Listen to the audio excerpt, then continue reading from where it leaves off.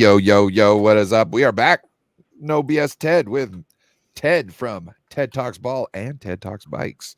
And me, Ryan from No Border Sports. What up, Ted?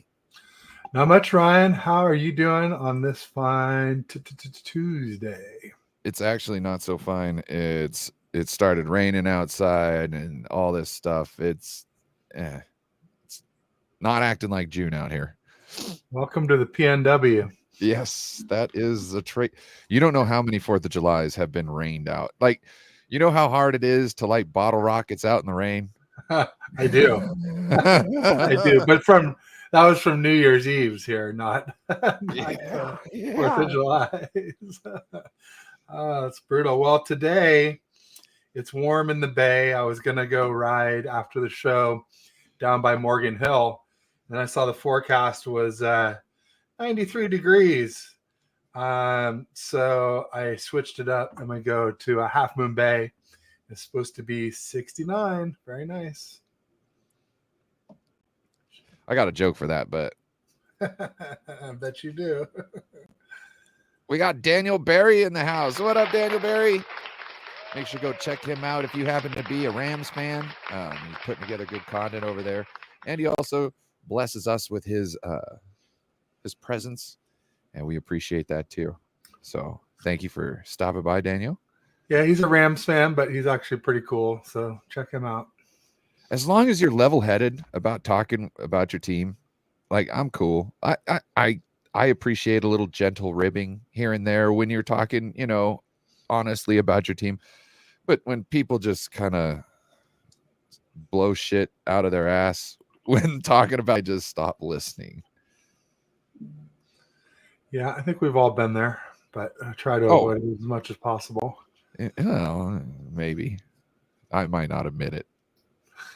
Might not. So what we got going on today, we got a couple of topics to cover. I just saw a post. It's something like 2 hours ago. They announced CMC being the cover to the Madden game, which I think is amazing. What do you think about this, Ted? Curse smurse. I'm not worried about no curse. Patrick Mahomes was on the cover one of the years when he won the Super Bowl. So I think that pretty much puts an end to the whole Madden curse nonsense. And now I'm excited, well-deserved. Quite frankly, surprised it didn't go to Joe Burrow. I thought he would beat out CMC, but couldn't be happier. Why Joe Burrow, of all people, last year when he didn't even get the MVP? Just because QBs are so overvalued and running backs are so undervalued. But Lamar was the MVP. Why wouldn't it be Lamar again? I don't know. I just the Burrow's name came up, and so that's why I assumed it would just be him. But I'm really glad that it's CMC. He deserves it. He was the Offensive Player of the Year. Probably should have been the MVP last year, and he was my MVP. So, for what it's worth, this to me kind of showcases why it's so criminal that the running back position is being undervalued, because it shows you truly how important they are. The guy on the front of the Madden cover is a running back, essentially one of the most important people in the league. Look at how much of the offense he was of ours last year. It's crazy. You can have almost 1,000 yards rushing or 1,000 yards receiving, and then you have over 1,000 yards rushing. That was it.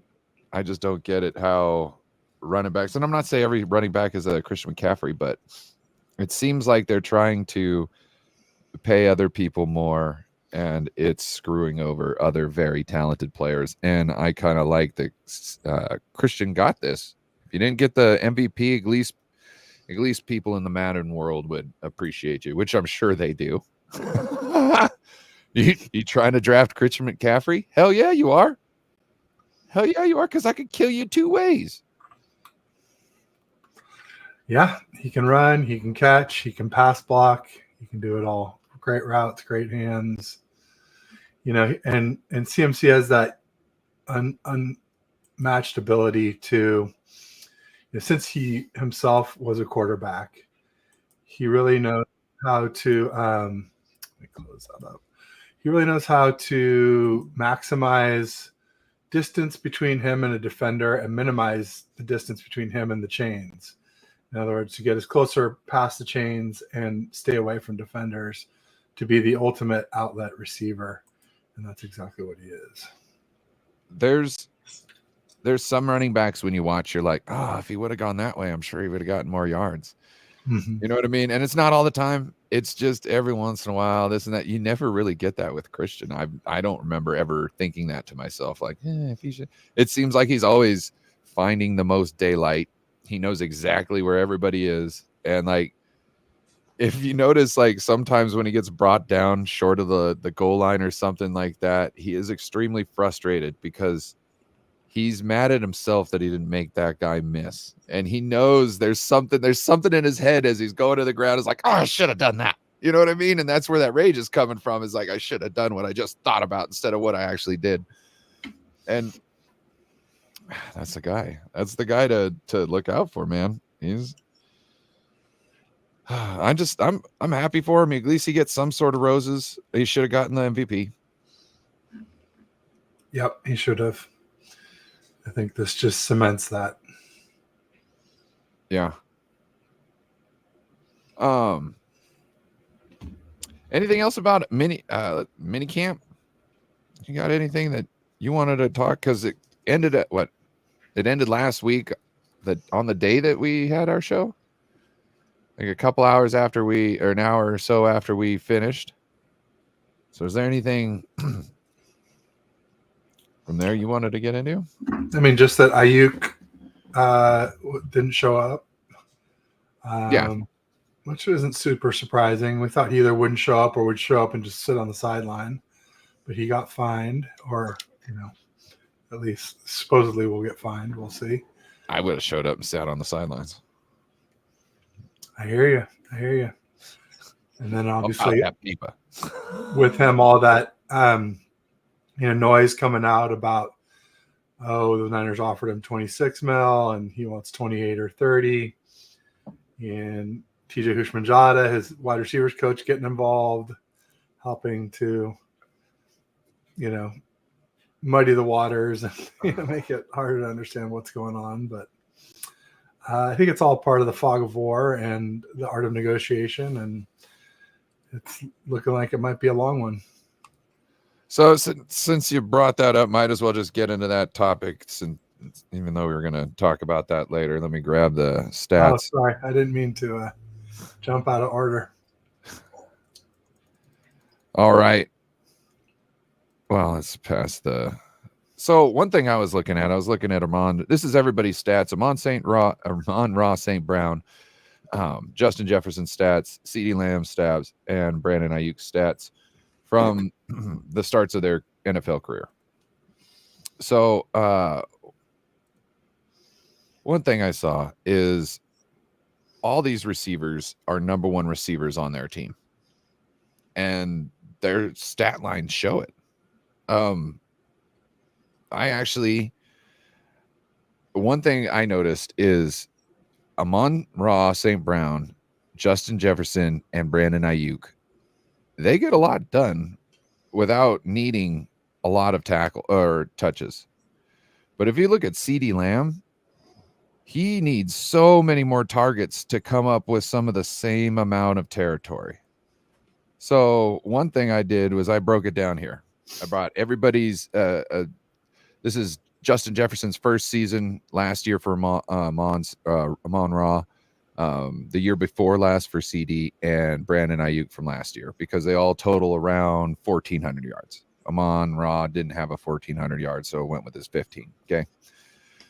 But if you look, CD's got 156 targets, 107 receptions, and he's got, 17 more yards than Brandon Ayuk, who has a total of 51 less targets and 32 less receptions. And he's the first option on their team, and he's the fourth option on our team. Does that mean that Dak Prescott is dink and dunk? Dink and Dak? Well, CD is known for breaking plays, but I don't think it actually adds up, because if you look at his average throughout his whole career, I think is like 13 yards. I think his biggest average per year was like 13.9. Let me see. We can go back and we can check that out right now. 13.9, 2021. He needed 120 targets and 79 to come up with 200 less yards than Brandon Ayuk did with 4 less receptions. And if you look up here, right above his stats, you've got Sport Track is estimating his average annual salary at $34 million because of what Justin Jefferson put up, because of his last year here, 2023, because he got 1,740 yards off of 181 targets. You know what I'm saying? He's got, let's see, it's 13 yards an average there. If you go to Brandon Ayuk, first 2 years, Brandon Ayuk was in the doghouse, whether it was Kyle Shanahan, Jimmy G, something like that. We know his first, so I just go off his second. And he had 13 yards average, and then he had 17.9 yards average last year. That was just nasty. And it could be because of the fact that he's up against, some people say he's up against lesser competition being the third or the fourth target on the team. But when it comes to cornerbacks, he's getting the best cornerback because his skills and his talent warrant it. You're not going to put a number one cornerback on Debo, who can't really get separation and man to anybody else. You could put lesser people on him. Or maybe you put a lesser person to cover him and a safety over the top to give him some help just in case he does catch the ball. And you need to put him, you need to tackle him. So you put 2 hats on him. It's, to me, the 49ers are bullshitting around when I think Brandon Ayuk could be getting Justin Jefferson money, especially if he plays on this next year. If he plays on this next year and has a year comparable to this, good luck signing him for under 35. Good luck. Just saying. Other teams will take note. They'll want that. You're talking about fourth option on a team, and you're coming up with 1,300 yards? 17.9 a clip? That's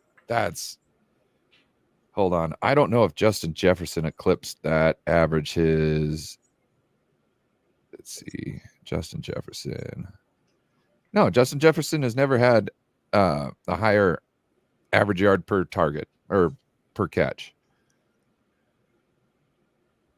So, and actually, Amon-Ra St. Brown is kind of a steal because his, I did the percentages on all their, where is it? I did the percentages on all their catch percentage, and he's got a 73% overall catch rate from targets to all that. Everybody else is hovering around 68 and 69. So, I mean, if you're really looking at it, this is the winner right here because he's getting you good amount of yards, and he's converting more targets into receptions than anybody else that I just posted. He's a hell of a receiver. Yeah, that's why you can't pay Brandon Ayuk $30 million. I think you can. I think you can.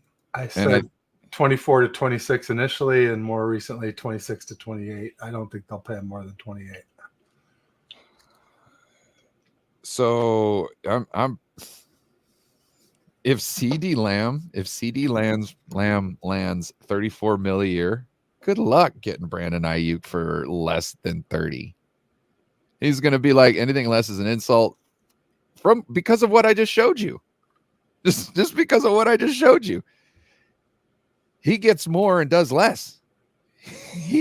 But you know what I'm saying? Yeah. Like, he had to be his whole team's. And where was he in the playoffs? Where were they in the playoffs? They didn't do shit. So, yeah, giving CeeDee Lamb $34 million a year to be the same team that couldn't get anywhere last year that's stupid. The 49ers spending $30 million a year to stay close to what they were last year or get better. That's worth it. I just don't think you can pay Ayuk as a number one wide receiver when he hasn't proven to be a number one. I'm not saying he can't do it. I'm saying he hasn't been given the opportunity, and I think he probably could, but probably isn't like a lock for me. And for me, you got to be proven, and probably more than 1 year of proven wide receiver one, actual production before I'm ready to pay. He's got 2 years of it.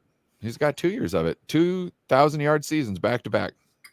No, but these guys, the big guys, are getting 1,500, 1,600. Yes, and they're the number one targets on their team. Brandon Ayuk, without Debo getting traded, or Debo, Kittle. Yeah, CMC. Without one of the two of them. Well, CMC, I don't consider him. CMC is not competition to Brandon Ayuk in the pass game for the most part, because CMC is the afterthought in the pass game, right? So it's not like Brock Purdy is dropping back and he's like, oh, I can't wait to check this down to CMC. No, he wants to throw it at Brandon Ayuk. He's going there when those aren't open. He's doing the smart thing. He's checking down to get some yards with CMC, who can, like you were saying earlier, he figures out a way to get us as close to or past the first down marker with every step that he takes. So, you know what I mean? I don't think he really, but yeah, Kittle and Debo. And I think what was good last year is we saw Kyle kind of come out each game, and I felt, depending on the team we were playing, he would showcase a different player. So it might be Kittle, and it might be Ayuk, or it might be Debo. And sometimes what happened during the game is they didn't have an answer for the guy that we were showcasing, and then they got so scared they had to try and lock him down, and then everybody else got wide the fuck open. So I think that's kind of what happened. But I think he kind of went in to try and give everybody their own game plan, one game a season, or, throughout the season. Because remember when Debo was out and they're like, bro, Debo was all part of the game plan. Like, once Debo went out, our game plan was kind of shot. And that's not how we should be doing things. But I did like that it kind of let somebody for a game at least get in the groove to where they could kind of make a chance to get those numbers, instead of, every 15, 20 minutes, you're going to get a shot,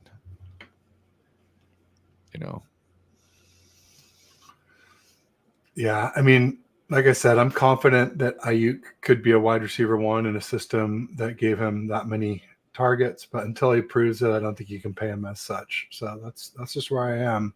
I think even 28 seems a little high, but considering Jefferson got 35, and we're also forgetting AJ Brown is in there too in that $32 million range as well. Another true proven wide receiver one, first option for the Philadelphia Eagles. So I just don't think Ayuk deserves 30, 31, 34, 35. That's harsh. We got Under the Helmet Pod in the house. What up, everybody? Under the Helmet Pod. Appreciate you stopping in. Make sure to go check them out. We got Eric Wallace in the house. What up, Eric? Appreciate you stopping through, sir. He's a Seahawks fan, but again, a cool one. One of the few cool ones, along with Joe Stevens and Candace Higgins and a few others. Yeah. We got Bebop Jones in the house. What up, Bebop? Bebop. Almost looks like. What are you mining? Are you mining diamonds? He's playing Minecraft. Ah. Oh, I don't know. I'm just making a joke because that could be that's just a 49er miner. I get that, but the diamonds in Minecraft are kind of round like that, and they're blue. Oh, I didn't know that. Yeah, and you have to use a pickaxe to get them. Oh, okay. So, and then we've got I Am Ashley. Hello, I Am Ashley. I'm guessing Ashley would be your name. Appreciate you stopping by. Yeah. Thumb 5. All right. So Trent Williams now is talk about, hey, everybody else is getting paid. I want you to grease my palms a little bit. Yeah. Yeah, we got a little graphic here because I'm pretty sure I know what he wants to get paid. So I thought we should talk about it. Remember when we were trying to get Trent's extension done last time? We were all kind of good for a little bit. Everything seemed like it was going to be good. And then it wasn't. He was going to walk. He was going to walk. And it took, as far as we know, it took Kyle Shanahan to come and kind of kick people's ass and get them in gear and say, no, just bring it home.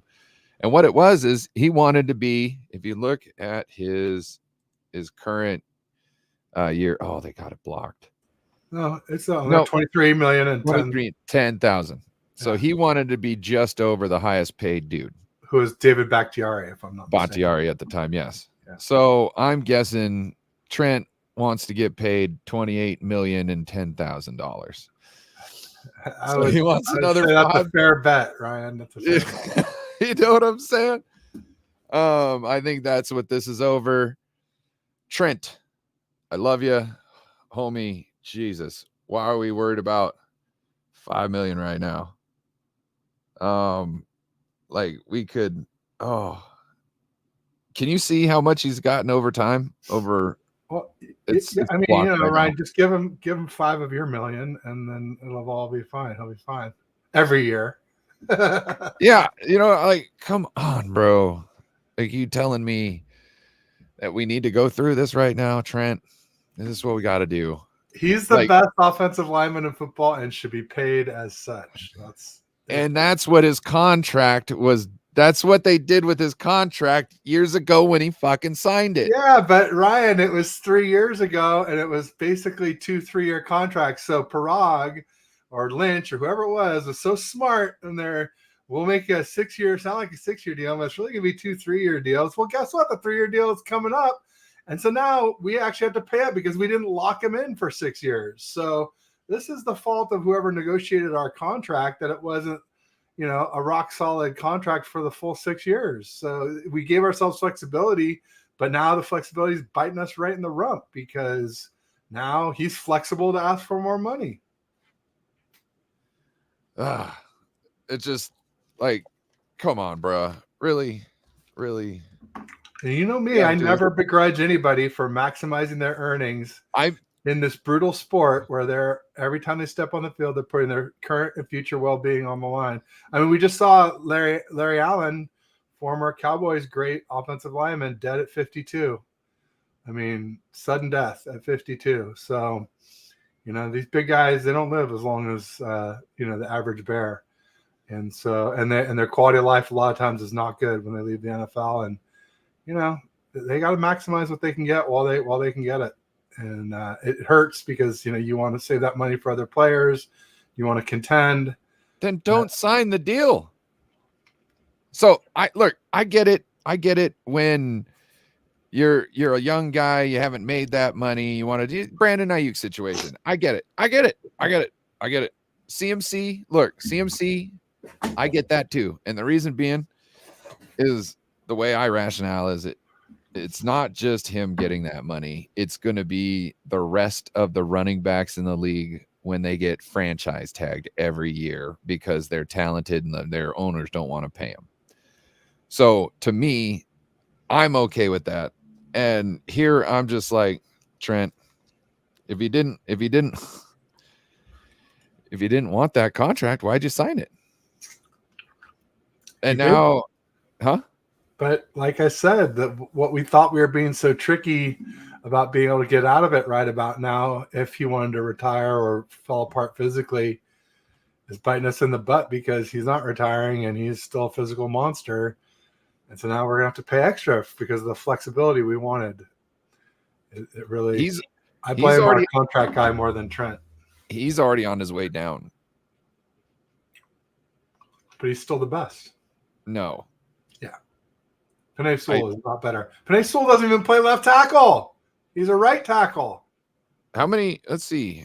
I think Trent's getting up there because he's committing more penalties than he has before. And he's committing those penalties because he's losing his edge. Okay. So, sure. Yeah. Does Trent deserve money? Of course he does. Of course he does. But right now, he signed the deal, right? We can make a play on it. Regardless of what he used to be saying. compared to what he is, there is no tackle, there's no offensive lineman who's as good at pass blocking and run blocking as he is. They're all either good at one or not as good at the other. Nobody is top 10 in both the way Trent Williams is. All right. Nobody is that balanced. He's an insane run blocker and an extremely good pass blocker. Yeah. But anyway, moving on. Well, all right. So we disagree on that one. That's good. That's good. We don't have to agree all the time. That's fine. No, I think there's other guys that you can put in his position that may not be as good, but can definitely put up the same amount of numbers in this scheme. Okay, but how do you get those guys, Ryan? Nobody lets good offensive linemen go. Right. So that means you have to draft higher than the 4th round. Right. You know what I mean? Yeah. Oh, well, I was clamoring for that, Ryan. Chris Forster himself explained that to us and then explained how he always says, oh, is it the 1st and 2nd round? Oh, no. Get somebody who touches the ball. We'll just wallow around and let's just. Hey, this is another thing. You want to talk about Trent? So the offensive line, the starters from last year with John Feliciano added along with them, okay, is 18.15% of the cap. All right. Now you take Trent Williams out, and there's 5.79% of the cap that's spent on the offensive line. That is a little scary. And if you, where is it? Aaron Banks, if we cut him, okay, there's a guy we got, Ben Barch last year, picked up Ben Barch. Ben Barch might actually be somebody who can relieve one of our guards. And I have a feeling the 49ers are looking at maybe moving off of Aaron Banks because he's 3.1 million in the cap this year. And like PFF's got him graded 2 points higher than Burford. I'm not saying that PFF is great and all, but they're not 100% off. You know what I mean? Banks wasn't doing that great this year. He had only a couple less penalties than Burford here. He had 6 penalties. And yeah. And then we got Pooney in the draft. Pooney might be taking over for Burford. So we also got the guy named. Well, he's not. Kingston's not going to show up for a while. I'm pretty sure Chris Hubbard is the swing tackle. He's been a vet, an 11-year vet. He just can't stay healthy. So I think he's just there to plug a gap if need be. But he could be our starting right tackle, I feel. He's just not healthy enough, and I think they'd rather keep him in reserve as a backup and healthy than to run through him and having to put McKivitz out anyways. But yeah, Kingston's going to be a minute on Kingston. He's athletic, but he still needs to put on weight. What did I say? He's got I think the rip was he's got short arms and that they were scared that defensive tackles were going to push him off his spot. Yeah. I think we could see some movement maybe around training camp if you see somebody like Dominic Pooney starting to do better. It seems like he's really when I saw him talking in the press conferences, He was looking at the person that was asking him the question, but once they started asking the question, he was noticing the two people that were asking the question at the same time. So and he knew who was going to ask the question next, and he sees what's going on, and that type of stuff, that'll help you pick out who's the next priority in the run block, which I think is one of the biggest things that keeps people off the field, is knowing who is the next most important person to block. Because you can have this shit drawn out on a paper all nice, but once you go out on the field and the ball gets snapped, nobody's where they're supposed to be. You know what I mean? Nobody's really going to be where they're supposed to be. So people who can think on the fly and figure out what the biggest threat is are people who I think can succeed in this offense, because no matter what, just as long as they know the direction of the play or where they're supposed to go, they can figure it out. Kind of, am I crocking back to make the back end block on the D end, or am I lead blocking? Because if I'm lead blocking, it's real easy. First person come through the hole, right? Absolutely. Yeah. Closer to the inside. So the direct route to the quarterback is the one you got to block first. Yep. Yeah. You got any topics you want to talk about? Not a ton more this week. I mean, there's really, CMC cover of Madden, Trent Williams asking for his bag, BA still no progress. Although I guess today he was coming out saying, I really want to be part of the Niners, their family. I think he was worried that his image was getting tarnished yesterday with the Mike Silver report, that he wanted more money, that the Niners offered him 26 and he wanted more. But he deserves more. I mean, a little bit more. I wouldn't be surprised if it's 27. I think 28 is the northern cap. I don't think the Niners will go above 28. That's my firm belief as of now. If they let him play on his 5th-year option and he stays healthy and gets as many touches, Lord help you, we will never be able to sign BA. Well, you don't have to sign him, Ryan. To be honest, you can tag him twice. So we could have him play 2024 on the 5th year, 2024-5 tag, and then we could do the more penalty tag in 2026. So just a question. How much is the tag worth? I'm not a big fan of tagging. How much is the tag worth at this point now that Justin Jefferson got 35? I mean, it's Justin Jefferson, AJ Brown, and Amon-Ra or Tyreek, whatever. It's like and 35, 31, 31, whatever the average of that is. So it's going to be like $32.5 million. Oh, you thinking? Oh, what a deal! What a fucking deal! What a fucking deal! We could have just signed him for $30 million, but look at us, we're so smart. It's an arrow that's in the 49ers quiver, or a card in their hand for a disgruntled employee. That's fucking genius. They can play 30. Should they so choose. I know we don't like to use the tag. I know we don't, but we have used it, and I bet you we will use it again. And it's just it's more of a negotiation thing where you're like, oh, you want to play it that way? Fine, then we'll let you play your option, and we'll tag you, because Brandon Ayuk doesn't want to play for no $32 million, not because you'll get more than that year on a contract, but because the contract is many years, and so it's tons more guaranteed money. He has a real incentive to not play on the 5th-year option or the tag option. So again, it's probably will never come to fruition, but it is good to have that as your fail safe if you're the 49ers negotiator. So now think, if CeeDee Lamb signs his $34 million contract, what is the franchise tag worth then? One of those 31 millions goes out the window and becomes a 34 million. So that's like 33 and a half. Whoa. That's a lot. This is genius. My God. But it's still only 33 compared to like 60 or 70 guaranteed on a 3 or 4 year deal. So, hashtag winning. Hashtag winning. And again, you could sign him to that, and you could trade him away and let someone else deal with the contract issue. So, you don't necessarily have to end up with that cap hit. Wow. Got Rob D and Danielle Thompson in the house. Said, hey, what boo up? to you. Hey, boo. Oh, whoops, sorry. I thought I hit it, and then it Rob didn't D. pop up quick enough. Like he's having a cheeseburger.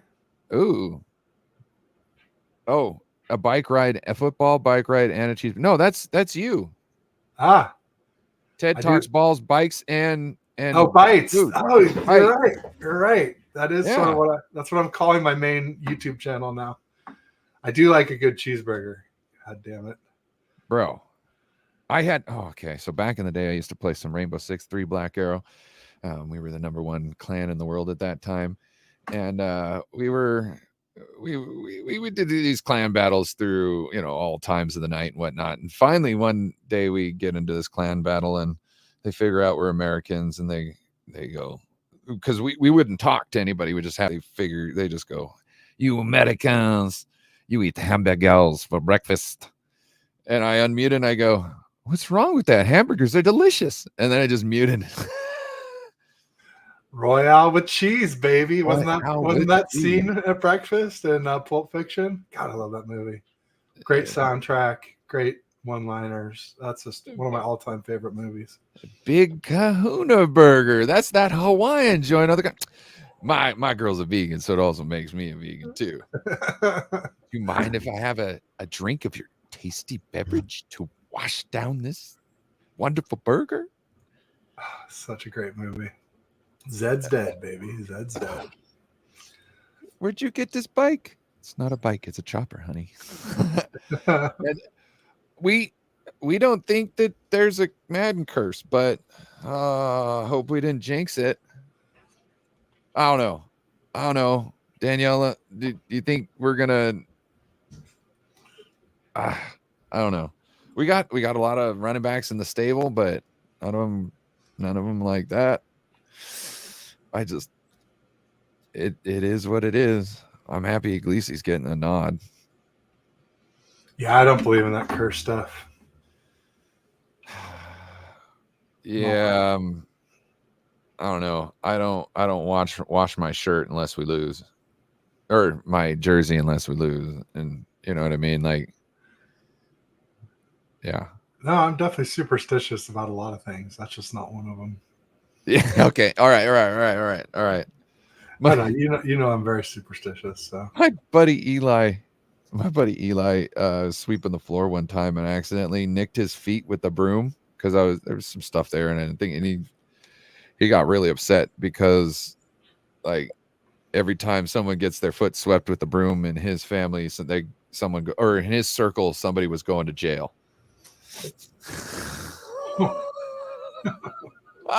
Like, my bad, man. I didn't mean to cause you that.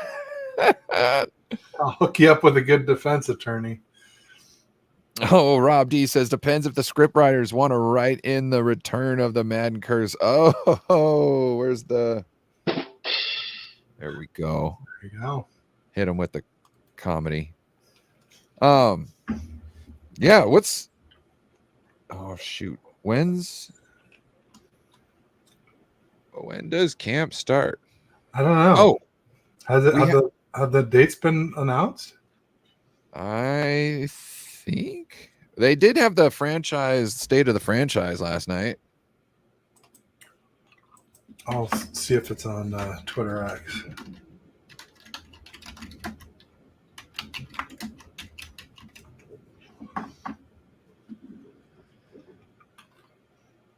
Here we go. July 25th. Rookies arrive the 18th of July. All right. So we know that's when we're going to be starting to pop off some more. Wait. That's June 2023. Oh. Whoops. I think it's farther back now. Can't be too far back because preseason starts in August. So. Rob D says they're supposed to have 40 days off. Oh, whoops. Gotta have time to build the ark, you know. Oh wait, that's how long it rained, not how long it took. Yeah. you get some things messed up there. Gotta have time for the flood. Supposedly you had like 600 years. Sounds like the flood get ready for the ark. Started up there in the PNW already, though, Ryan. I hope you built your ark. No, bro. So The day before the Niners lost the Super Bowl in the 2019 season, the house that I lived in on the river was flooded. Wow. I walked through my driveway with my pants all the way up to my hoo-haws and walked with 2 18-packs and my shoes strapped around my neck through the driveway to the house that was had about like, I don't know, a foot standing water in it. And then I went upstairs and proceeded to drink all those beers almost. I had about 10 left the next day when I was watching the game, and I was really hungover. And once, I don't know, I think it was like 10 minutes in, there was like 2 plays back to back. And I was like, fuck, they got us. And I got up, cracked a beer, and just watched us lose. Brutal. Oh man. Hashtag priorities. Got to save the beers. You know, Living a band out by the river. Shoes and beers. The rest be damned. Float away. Living in a van down by the river. I gotta love me some Chris Farley. Yeah. Oh, God, what did I saw something? You know, Jim Belushi. Yeah. So the lady that gave him his fatal dose was the same inspiration John for Belushi. John Belushi. John Belushi was the same inspiration for 2 big hit songs. Sundown by who is that? Sundown, don't think I'm a slave, and I can't think of nothing. No, but there's that one. I can't remember the other one, but she got with 2 of these guys from bands and was the muse for these great songs, and then she went and killed John Belushi. Wow. Gordon Lightfoot. Gordon Lightfoot, yes. And then the other one was I had to look it up. I full disclosure. That was Google. What is the other one? It's Fanny, you put the weight on me. Was it the band? The Weight. Take a load off, Rita. Yep. Take a load. Take a load for me. Yep. That's her. That's her. And I was like, I hate this lady. Like, did you know Layla was Eric Clapton? Okay, I never heard of this band. Take a Load Off Annie, song by Brooklyn Moods. No, that's not it. It's not Take a Load Off Annie. I think it's called The Band. The band, The Weight. The Weight. Yeah, The Band, The Weight. The song is called The Weight by the band. Lyrics. Did you know Layla is Eric Clapton professing his love for one of the Beatles' wives? His best friend. Yeah. George Harrison. Wow. Yeah. Which they ended up breaking up, and then Eric Clapton and George Harrison's wife got together. It worked. And then it didn't work because they got separated. I think that might have been the woman he had the child with that died out the window. Oh. Yeah. Tears in Heaven? Tears in Heaven, yeah. That's a sad song. I can't listen to it. It's just too much. But yeah. You got anything else? Nothing earth shaking. Just like I said, going for a ride this afternoon, and should have a video up from that before too long from my chest cam of a trail called Quarry Park in Half Moon Bay. Heck yeah. It looked flowy. It looked like it had some fun jumps that, like, if this is the screen, they go like diagonal across. So like at the tall part, they're pretty extreme. And then in the middle, they're kind of mid, and down at the right side or left side, however you're looking at it, you can kind of ride around. So you kind of choose your own adventure on the jumps, which is kind of nice. Especially for people with different skill levels. Yeah. Yeah. You know what I mean? This is really my maiden voyage. I got out once at Water Dog in Carlmont, closer to my house here. But the bike wasn't all the way equipped properly at that point. Even still, I got a couple things I'm going to do to it. Some shorter cranks and maybe some more water lower and forward on the bike to keep it from wanting to wheelie so much. But I might put a couple water bottles on the forks of all places down by the wheel, down by the front axle. But that's very low and forward weight. So also, yeah, I think maybe this week I'll do a bikes video live stream where I'm just going to talk about bikes, talk about the builds I did, and then answer questions, because I know there's probably a lot of people out there that have questions about e-bikes. What's the best e-bike for this purpose, that purpose? How do you build one cheaply and robustly? And I got a lot of answers on that, because I've built 3 real good hub drives and now a really nice mid drive. And so I'd love to share that knowledge. Like with all these things, I just like to learn, teach, and have some fun doing it. So. All right. You got anything else going on this week? I know you had a show with Raj yesterday. Yeah. Go back and check that out if you can, people. Show with Raj. Always great with him. Got your buddy David McNiner tomorrow at 3:20. And that's it for me this week, unless somebody else wants to get together and stream. Gotcha. But I'm pretty much doing Monday, Tuesday, Wednesdays, and then leaving the rest open for biking and stuff like that, and wrenching. Yeah, I did a show, The Rivalry, with Joe Stevens this Sunday. Actually, did a 2-hour episode, and we kind of got through a lot. Some of these graphics that you've seen here today, that's where they came from. Yeah, it was awesome. You're doing great work, Ron. I'm proud of you. Thanks for being the technical guy and the guy who's spearheading change in our show, because anyone who knows me knows that I'm not exactly ahead of the curve technologically and with all the graphics and stuff. And so I really appreciate you doing that legwork and forcing me to kind of up my game a little bit here, which I definitely need to do. Yeah, no problem. But with that, I want to say goodbye to everybody and appreciate you all for tuning in tonight, this afternoon. I am Shelly, Rob D, Daniel Thompson, Eric Wallace, Daniel Berry Sports, Under the Helmet Pod. Appreciate y'all, and we're out. Peace. Go Niners.